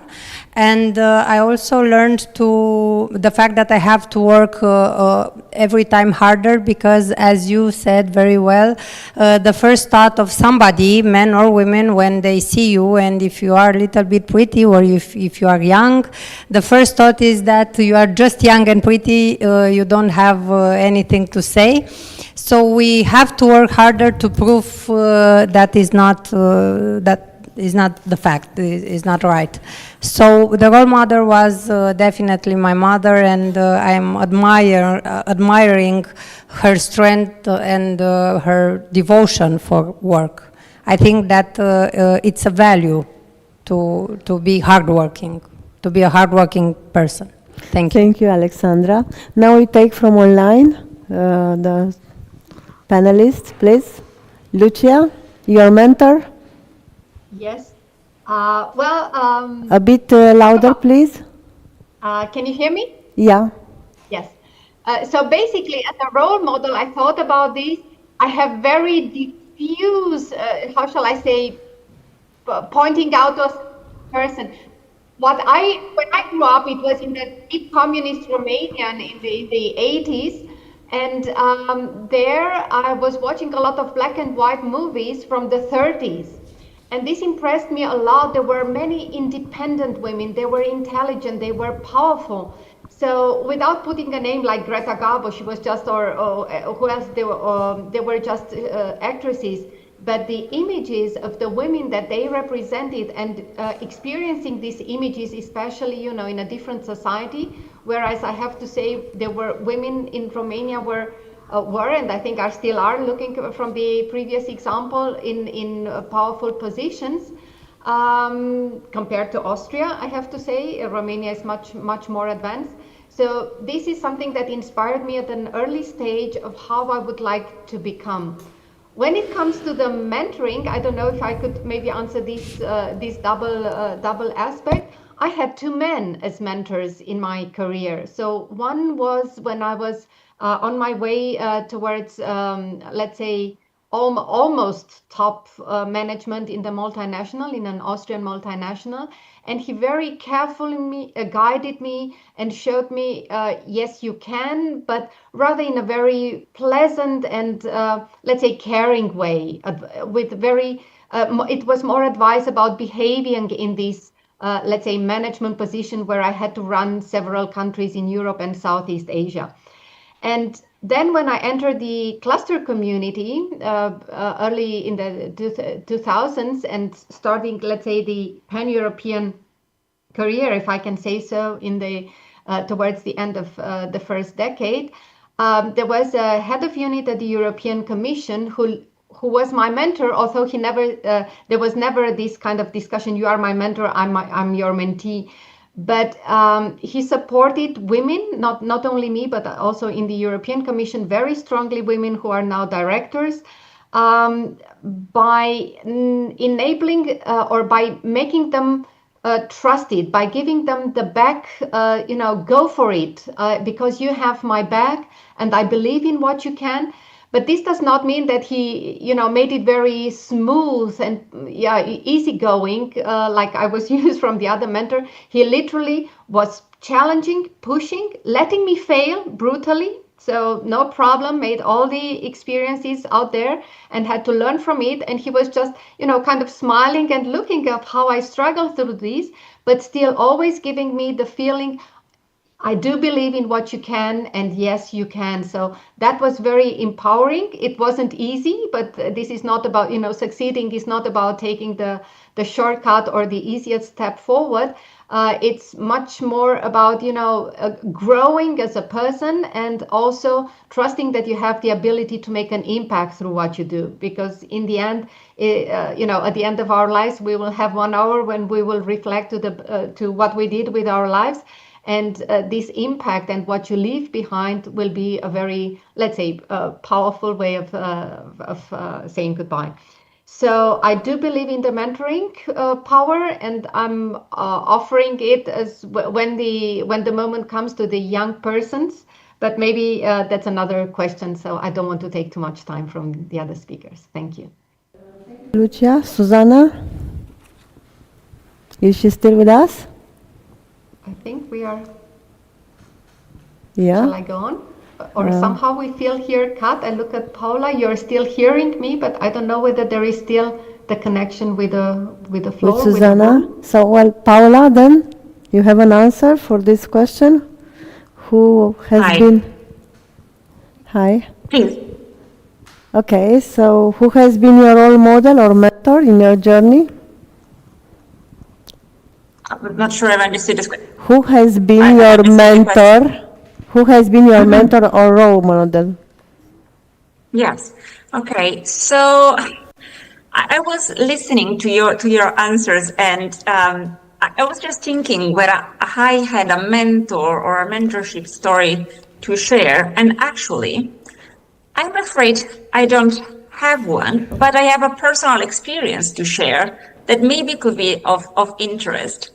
So in 2016, my first nephew was born. And so my family and I, myself and my parents, we were waiting in the waiting room, waiting for my sister and the baby to come out. And the waiting room was not too far from the delivery room. And so obviously we could hear, the screams and the women shouting in the delivery room. And at some point, my dad turned his face to me and he said, I can't believe this is still happening at the time it was 2016. How come people and women need to suffer that much still this year? Now, it may have been, let's say, a male perspective on delivery in general, but somehow that was for me some sort of an inspiring moment, because despite the emotion of the moment and of course the concerns for my sister, that really made me thinking, well, I've never thought about this. Like, I've never thought that pain was not necessarily something obvious and something given for granted. Maybe we should look at women's pain and, and women's health in a different way. So what I'm sharing here with you, again, is not a mentorship story, but it's somehow one of the moments that I think happened to all of us at some point, to say, okay, maybe I haven't been thinking about women's health as something that requires a very specific attention, but in the end, it really does. And so somehow that's my, these are my 2 cents on this. Thank you. We do have Suzanne? No, okay. Ioana, please. Oh, sorry, Ioana, Ioana Hart. Okay, thank you. So I was thinking, it's a very interesting question actually, because I can't say I had a mentor or real role model, but on the other hand, I can say the very powerful women in my family were my role model, but they also were my role model for what I don't want to become. Because it was said they were able to do so many things and they were very powerful, but they were restricted just to be housewives or not to say too much. So from this perspective, I can say since a very young age, I was very determined, actually, to study and to do something on my own. And afterwards, okay, I had a lot of professors that I can thank. They say thank you.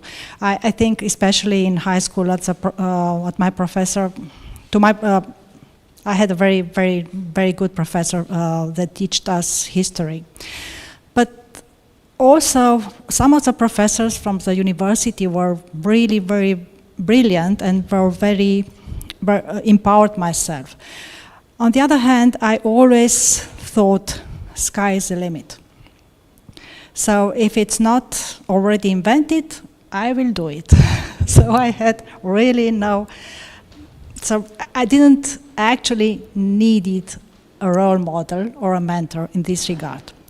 But thinking strictly about mentorship, I think the best mentors I had during late years are my students and my residents, because they connect me to today and to today's society. I grew up in the communist period, so my education was really different comparing to what is happening today. Also, my expectations were different. My expectations as a female doctor were different, but nowadays everything changed in a good sense, and definitely my students and residents are my best mentors.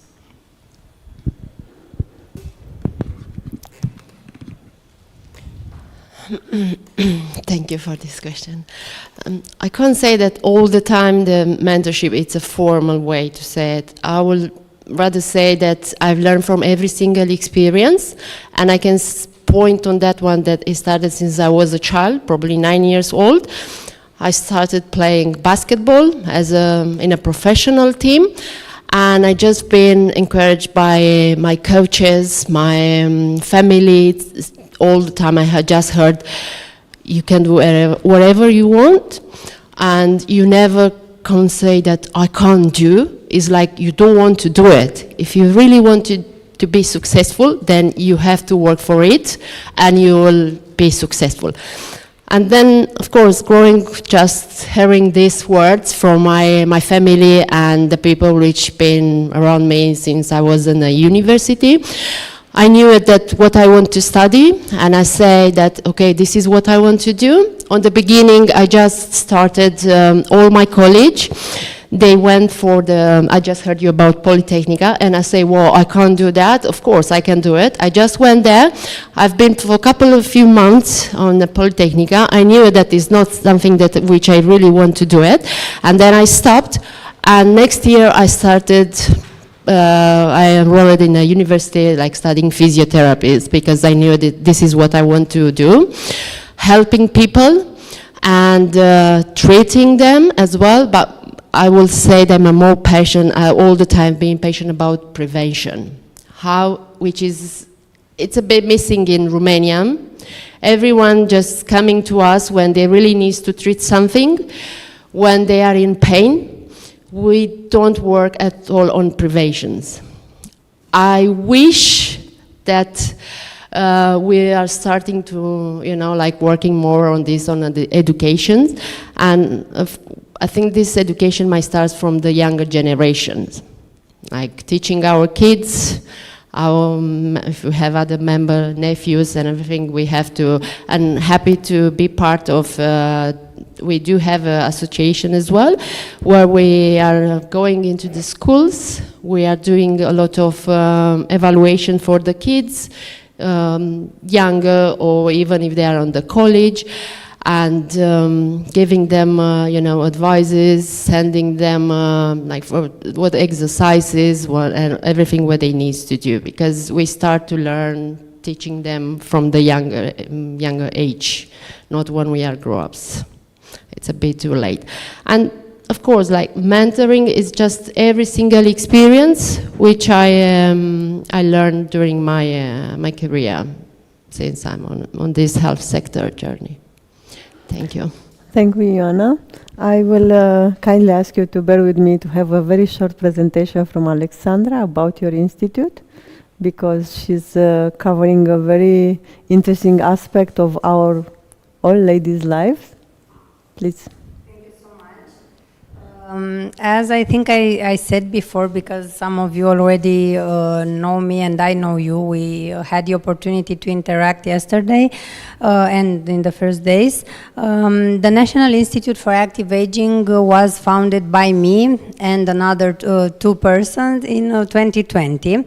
We were just three people, very naive at the beginning, because when we spoke about active and healthy aging 5-6 years ago, we were like the ones speaking about smart city. Everybody was like, what is that active aging? Oh, I'm still very young. I'm in my 40s, in my 50s. Oh, I have a lot of time in my ahead of me. And I was like, okay, but you know, active aging doesn't mean that you are old. It means that you can delay being old. And of course, we cannot stop aging, right? But we can have an active and healthy aging, as I was saying. And that means that when we are actually getting old, we have comfort, we have dignity, we have time and money to I don't know, visit other countries, visit other cities, buy things that maybe when we were young we couldn't afford to buy, and I don't know, spend time with our nephews, be somebody else, professionally speaking, of course. We know and we have at our institute members that in their 60s or 70s started to learn something new, started to teach children about, I don't know, things, painting or whatever. So it's never too late. We have more than now, in our, this day, we have more than 40,000 members.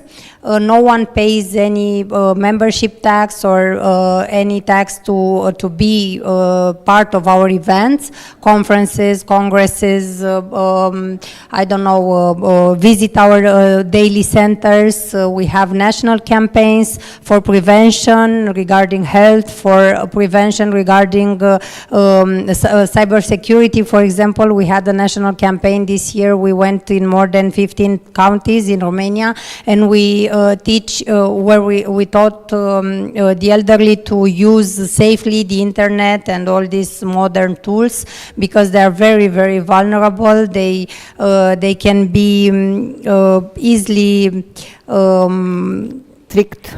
Tricked, yeah. Thank you, Flaviana. They can be very easily tricked. So we managed with the help of our partners like ICI Bucharest, like ECDL Romania, to help them regarding this matter. So we try to help them to remain active, because this is the main problem. Maybe you will not believe me, but their main issue, their main problem daily is not the financial one, is the fact that they are lonely, is the loneliness. It's a pandemic of loneliness among our elderly. For example, I will give you some numbers. I've read the last month a study that says that in Romania, 1 out of 5 people, elderly people, interact in 1 month with only 3 people. The priest, if they believe in God, no. The doctor, if they go to the doctor, if the doctor has the time to speak with that person, and so on, and also with the postman, where their pension is being handed, is not put on their cards. So it's very sad. And also a very interesting fact, again a sad one, is that they believe, most of them believe that it's a way of relaxing themselves if they, I don't know, arrange their home or cook. So they don't think that going to the opera or going to the theater is a way of relaxation, a way of relaxing. They think that if they do something around the house, it's a way of relaxing. So it's very sad because they cannot even think, most of them, about having the money or having the possibility to spend their money on a ticket at the theater, for example. That's why we do this for them, and more than 1,000 people monthly go for free to the opera, to the theater, to the circus, and so on, in order to grant them free access to education, to culture, and so on. Thank you very much, Alexandra. This is briefly. Yes, I know you do a lot of things, and the truth is we're all getting a little bit older, not too much, a little bit. Not us. We don't recognize Not us anything, we don't. I want to set a question which is not on the list, you might know, is what you would say to your daughter or son not to do. Almost everyone has daughters. I know that some of you have boys, yes. But the question is also for, it doesn't matter. If you don't have a daughter or a son, you think about it like it's what you're saying not to do. It's for everyone? Yes. Can I be the first one? Yeah, since you have the mic, yes. Not to work so hard, because we all here, we are very hard-working people, and from my point of view, I think that sometimes we just need to slow down. Just slow down and see your daughter, but I have a daughter, that's why I say my daughter, but actually see her, be there with her, see your husband, see your friends, be there with them, because even if we meet at home or if we go outside to have a coffee, we are still on our phones, something burns, somebody needs you, everyone needs you. It's very difficult. I would say to her to just to slow down, to not to be so hardworking. Okay. Well, I will disagree with you. Millennials already do that very well. So I hope by the time that millennials will be our age, that my son will go back to our stuff and really is going to be willing to work hard, because nowadays I think that we have this reverse polarity. What I will say to my both kids not to do is not give up. I'm sorry to say that, but I think that, and also I was thinking while we were talking, that they need to accept, both of them, that they don't need to be perfect, but I will not open that box. I know I'm a psychotherapist, so I know where they learn that from. But not be perfect and don't give up. Just don't stop dreaming. I think that dreams are a big fuel of society, and I know that we see in Disney movies all the time, and they all talk about the same thing. But in our societies, dreams are punished and not really sustained.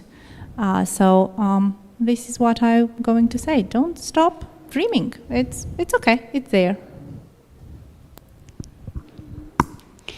Also, I have 2 daughters, and I am a very proud mom. And I used to tell them, never give up, and never break your promises. This is what I'm trying to tell them. Anything else, it's up to them. Online?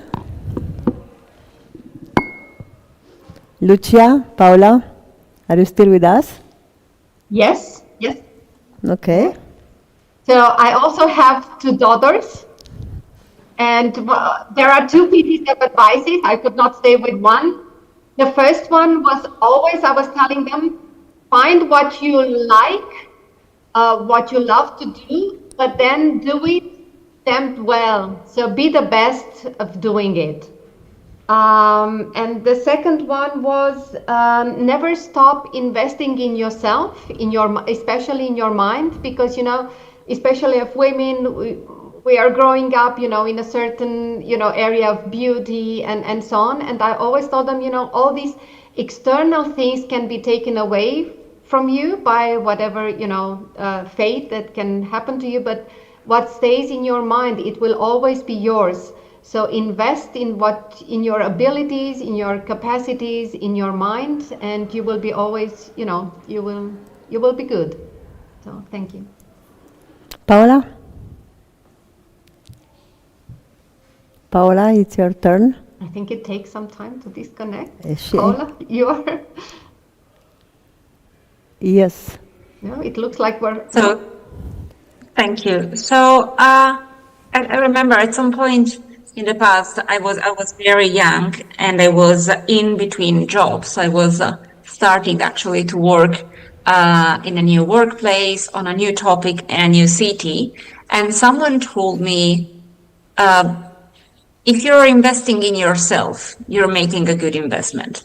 So, and this is some sort of a teaching that I tried to interiorize and that I try to repeat to whenever I deal with a younger colleague or a junior colleague. So, as it was said before, trying to encourage younger people to be confident, not to be arrogant, but to be confident that they have the potentialities, they have the capacity to improve themselves, to do something good with their lives, and to do something good for the others. That's, I would say, a very good key for confidence and for being successful. And this is particularly true for younger women.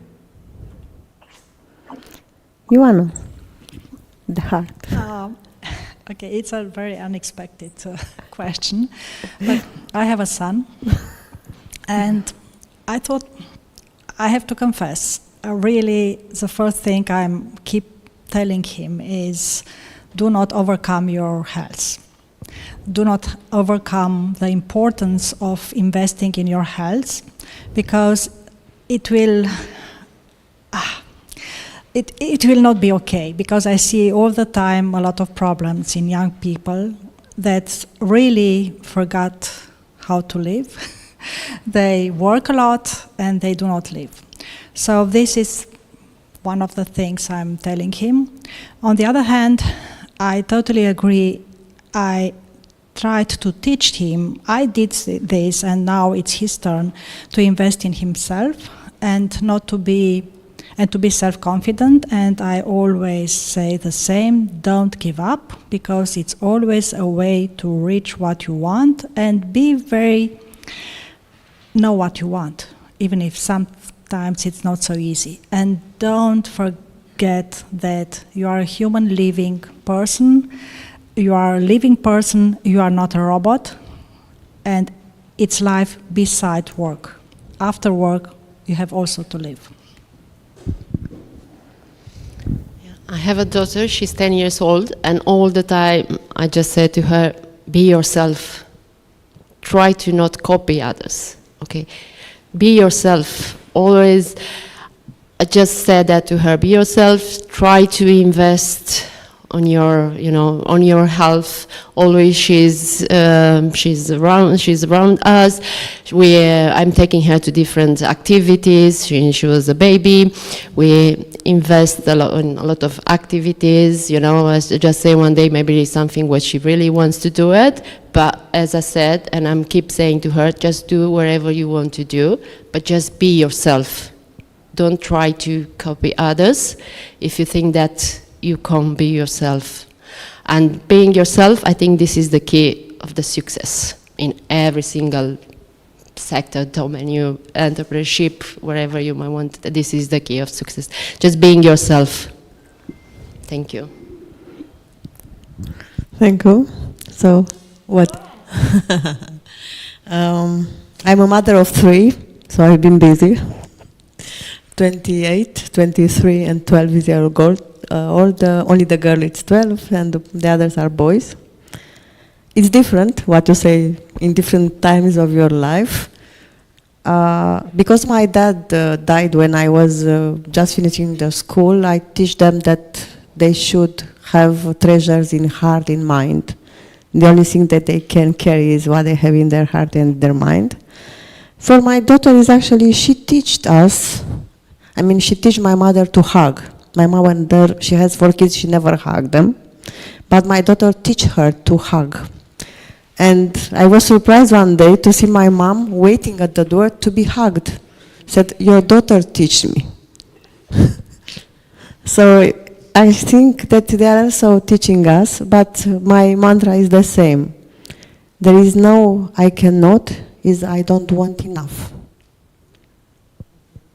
This is what I believe in. Yes, there are sacrifices, there are opportunities, but it's worth. And I think that if every one of us, here online, offline, I think what we need to learn from men is to actually stay together and to help each other more. But let's take some questions from audience. So, any question? We were very clear. Be brave, ladies. Any question is allowed. And of course, you gentlemen, maybe you are curious. They're in minority. There is no such thing as a minority today. You don't know for sure, so. Okay, so I think we are a bit earlier, like 8 minutes earlier. We are good, ladies. We are good. This is another example in keeping up with the time. If anyone wants to share something extra, you still have 8 minutes. Yes, please. Before finishing our panel, I invite you all to go home with something which is very, very important for us and for our work.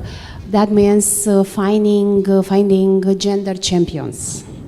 It's essential to find brave men who support female in their career. Talking about us, I am honored to quote our Chief of Romanian Air Force, Lieutenant General Baraboy, who said, and I'm quoting, "She is not about her, it's not about female woman. She is about strength, honor, and empathy." Thank you. Very beautiful. Alexandra, you too, please. Just one final thought. I was thinking about success and women who are successful, and I'm thinking that women who are successful are not lucky. They are just determined, because sometimes people say, oh, you're lucky, but people doesn't know that we work like 12, 14 hours a day, or we sleep 3 hours per night. So we are not lucky, we are just hardworking and very, very determined. True. I want just to say, it's not okay to sleep 3 hours per night. From the point of view of cardiovascular health, it's not okay. So I know the majority of us do this, and it's not a good option. And that's why, including myself, of course. And it's not a good option because it pays. We pay all of this. We pay in terms of cardiovascular health, of cardiovascular events, acute events, and also, of course, unfortunately, cardiovascular mortality. And our community, cardiovascular community, actually witnessed a very steep rise of cardiovascular diseases and cardiovascular mortality in women after they began to be more and more successful. So what? No.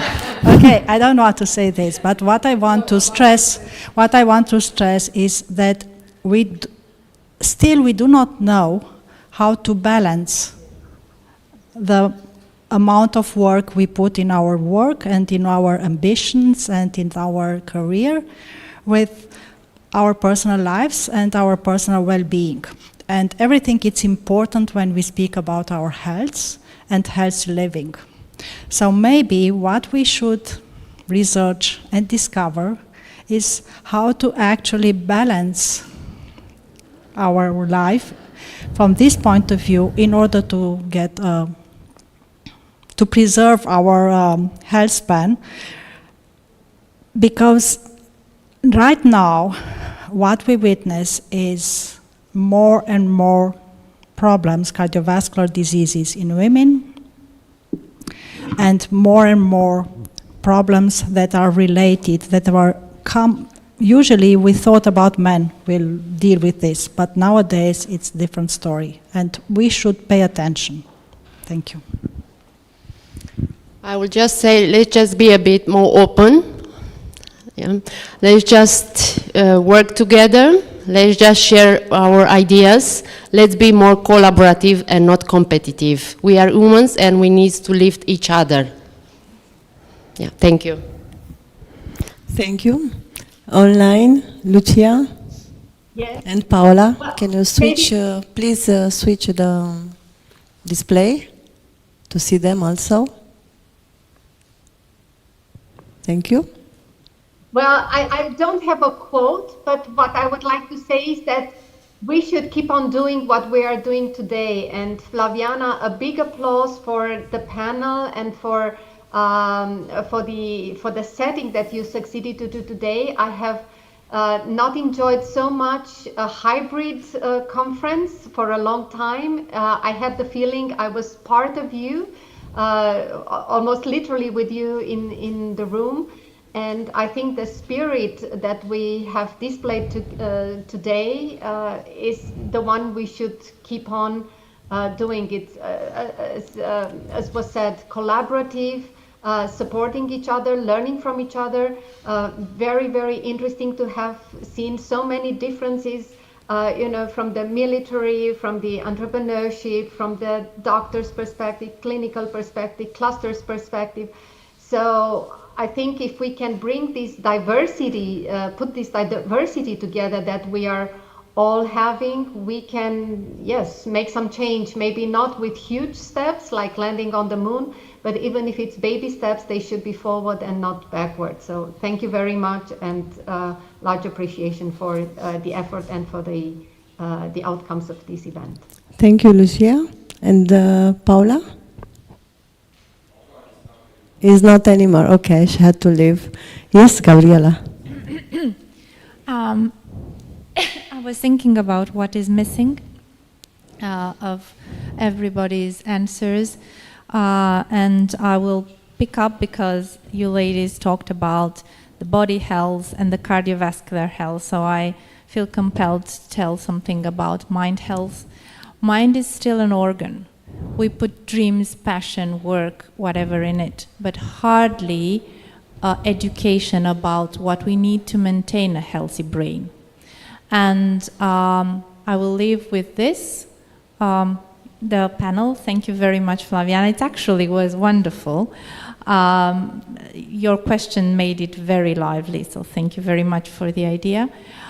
Just keep in mind that your wonderful brain, and yes, the soul is in the brain, has its own health, and we don't hardly ever think about how we keep our brain healthy, how we keep our neurotransmitters healthy, what kind of deliberate actions and skills we need to maintain that beautiful deposit of our dreams and wonderful ideas and entrepreneurial innovations and research. So thank you very much for hearing us, and just be brave women. Wow, I cannot add anything else. So, and this is very rare for me. Besides that, if you educate a woman, you educate a village. Yeah. So do your part and take care of yourself. And thank you very much for such a quiet audience. That means that we're good. See you next year. Hopefully all of you. And let's stick together in between events, because I'm really sure that we can do something valuable together. Welcome. Yeah.